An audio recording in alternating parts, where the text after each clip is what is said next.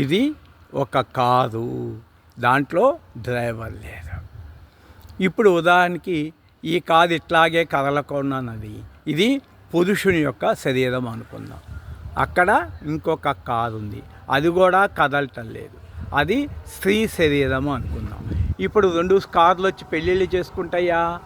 పెళ్ళిళ్ళు చేసుకోవు. అలాగే మనసులు ఉన్నాయి, 2 మనసులు పెళ్ళిళ్ళు చేసుకుంటాయా? చేసుకోవు. ఎందుకంటే మనసు కోరుకున్నప్పుడు ఆ మనసు పెళ్ళిళ్ళు చేసుకోవాలంటే 2 శరీరాలు కావాలి, పురుష శరీరం, స్త్రీ శరీరము. అట్లాగే 2 డ్రైవర్లకు కావాలంటే 2 కార్లు కావాలి. కాబట్టి ఉదాహరణకి ఈ కారుని ఎవరో కాల్చేస్తారు. ఎవరైనా మనిషి ఉండి తగలబెడితే బాధపడతారు కదా, అంత బాధపడదు కదా. ఓ 10 లక్షల కారు పోయిందంటారు అంతే. అలాగే శరీరం, ప్రాణం పోయిన శరీరాన్ని కాల్చేస్తుంటే ఎందుకు ఏడుస్తారు? ఒక్కసారి ఆలోచించుకోండి.